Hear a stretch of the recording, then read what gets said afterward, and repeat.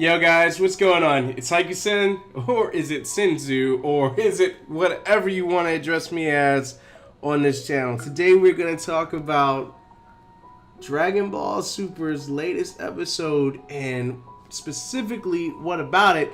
We're going to talk about Toppo. Alright? So let me put some things into perspective for you. First and foremost, as I always say, this is my opinion, and without further ado, let's get into it. So guys, I just want to let you know my voice is not all the way back yet. It's getting there. So it's time for me to start putting out videos now that I sound decent. I live streamed the other day, so why can't I at least talk to you guys? So let's get into it. So Toppo, man. Toppo started off as my least favorite character. Hated the way he looked. His proportions were weird. His character design. He was just an ugly dude to me. Like, he just didn't look cool. But, one thing I will always say about Toppo is he is the pure embodiment of what his team stands for. So what the Pride Troopers are, Jiren may be the strongest. But Toppo represents the brand. He sells the product. He truly is the definition of justice, and he stands for justice, like, to no end. Like, if you ever thought of somebody who's like all about justice, initially it was the Great Saiyaman, but now, like, Toppo is the representation of that. And what I think is really sad, and it just goes to show you how truly dark this Tournament of Power actually is Toppo lost something more than what anybody else in the Pride Troopers lost. And what is that, you may ask? Well, yeah, there's some people that on the team that may have already been eliminated, and so therefore they have lost their chances towards fighting for their universe's survival in this tournament. But no, Toppo lost more. He's lost more, and what I'm gonna get at is Toppo has actually lost a piece of himself. So he had to sacrifice his morals in the last episode. So when you look at it, right, in order for Toppo, who we already knew was an upcoming candidate for the Universe 11's God of Destruction, we already knew that was on the back end, right? We already knew that. Granted, Jiren may be quote unquote the strongest, but Toppo was the next candidate to be the Universe 11's God of Destruction. So in order for Toppo to do that, did you see what happened in this episode, guys? He had to let go of what he was holding on to that was so dear to him, which was, his sense of justice. The moment he let that go, that's when the destruction key came in, and then that's when he, hit that next level of potential God of Destruction. That's when it is now more apparent. Now that there is no more justice for him, and that he is now, fighting for pure survival, nothing else matters but the survival of his universe. So with that said, holding these high standards morally and these beliefs that he may have, those have to go out the window. He has to destroy anybody who is in his way that is putting what they want before what he wants, which is the survival of his universe. And so you see it. He gets the key. His whole demeanor changes, and you could really see that he was trying to hold on to the last bit of himself that he had when he was in the beam struggle with Android 17. But you get nice and evil Frieza to come behind him and taunt him, and as he's blasting him in the back, taunting him, Toppo is still holding on strong and true to the key blast that 17 is launching at him. And then right after that, when Frieza says, "Alright, it's time to finish this," he blasts him with his move, and the next scene is a truly destroyed Toppo who's laid out, the one thing that represents the Pride Troopers, their suit. They all wear the same troops. That's like a Power Rangers outfit, a Sentai outfit. Like, that is an embodiment of it. That is the symbolism of it. So when he stood up and, Frieza even called him out on it, talking about how it was, that precious suit that he enjoys so much is now torn. That was for Toppo that was the moment where he had to let it all go. And so when he, accepted the fact that there's no other way to win this tournament, that's when he got the God of Destruction symbols on his chest, and that's when he hit this next level. If you look at anybody else on the Pride Troopers, nobody else has been affected mentally by this. Of course, they're in the heat of battle and they're doing what they need to do to win, but Toppo has officially had to let go. And so it's sad, man.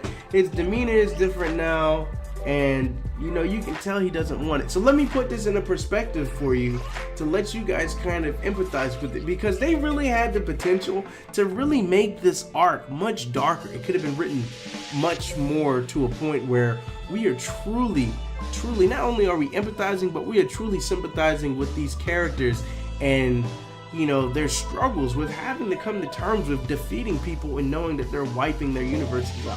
I mean, you get the glimpses of it where, Gohan, defeated the one dude and he picked up the locket and had the guy in his family. And then you get the, Beerus losing Champa. But Toppo, this is a mental thing, and this is why I like it so much. So let's put this in perspective for those of you so you can probably better get it. Let's say that your family is in a tournament against all these other local families, right, in your neighborhood or wherever you may live. And let's say each one is comprised of 10 people or however many, just pick whatever number you want. Now put the people that are dearest to you on the stakeholders, right? And you have people on your team that are going to help you fight for the survival of the people that matter most to you. And so you're fighting these other families, and of course you have kids, you have, little girls, you got wives, you got people who necessarily would not want to fight you, but because they have to, something that is dear to them is on the line, they're going to come at you with everything that they have. And normally you would never yourself obviously choose to, choke a kid out, or kill an innocent woman or an old lady or anything like that. But you're being put to a point where, if I really don't do this, the person that I love is going to die. My mother's going to die. Do I still want to hold on to this self-righteous sense of, it's moral, I shouldn't hit this woman, or I would never hit a child? Now you're mentally being pushed to that point where you have to let whatever restraints you had mentally go to purely survive. It's really dark. It is really dark. So imagine you're Toppo. You got whatever it is that you want to protect, and what's standing in your way now is a little girl who is trying to come at you with everything she has with a knife to slit your throat. And so you have to pick this little girl up and you have to choke her out, because you can't no more. Because if you don't, the people that matter to you are now going to be gone. Is that you guys think that's kind of an accurate representation? So I mean, it's really sad. And so you look at Toppo now and it's just like, man, who's going to defeat you? Bottom line, guys, the episode was a really good episode. This was definitely not my review for it, but my voice has been gone, so I haven't been able to do the past freaking 2 episode reviews, and then before that, it's been a lot. So I definitely had to put this out because, Toppo has lost a piece of himself, and I really enjoy when they show these characters have to put themselves in these predicaments. They hint at something with Jiren. They hint at that. We didn't get anything else from really anybody, to my recollection, from this team, okay? We didn't get anything else that was like, man, if he really is having to, go against it, he has to let everything go. And, the next person that they could have used previous to Toppo, to kind of give them more of a mental struggle, was personally Vegeta. So Vegeta is definitely more personable and more into his sense of family, and he's more, he lets it be known about the people that he cares about. So when he was reflecting on Universe 6 and the promise that he made to Kaba and so forth, I was really expecting to see a flashback of his most recently newborn child, and Trunks and Bulma. I was expecting to get more of that, and we didn't get any of that. I really wish they would take those moments and really give you a sense of what these characters are fighting for. Whew! So, this video has hit 10 minutes. I did not mean for it to be this long, but I just really had to stress that. It's really unfortunate that Toppo has been pushed to this point where now he's freaking Jinpachi Mishima from Tekken, because that's what he looks like now. And, and, he had to truly let go to get to this God of Destruction. It just goes to show you that he's always had this power, but clearly he had ideals that were holding him back from hitting this next level. Now he's there. Now the next question is how strong is Toppo really? Is he stronger than Jiren? Blah, blah, blah. Probably not, but, he's certainly a force to be reckoned with. And now that he is no longer holding on to anything, he's one of the most scariest people in this tournament by far. Guys, let me know what you think in the comment section down below. I'm going to cut this video here. I hope you guys are having a great day. I'm surprised we haven't hit 200 subscribers yet. I actually see that I'm losing a few subscribers, but I'm pretty sure those are the people that were just sticking around for the raffle to see if they won or not. Unbeknownst to them, like I keep saying, when the channel hits 200 subscribers, there's going to be another raffle for whatever other game. But yeah. I hope you guys are having a great day, and I hope this video has given you probably a little bit more insight. I haven't personally been watching any videos of Dragon Ball from other people lately, but usually when I have something like this staring around in my head, I usually don't see another video like it. So, I just really wanted to share with you guys what it's like to kind of imagine being in Toppo's situation and having to let go of things that keep you as who you are.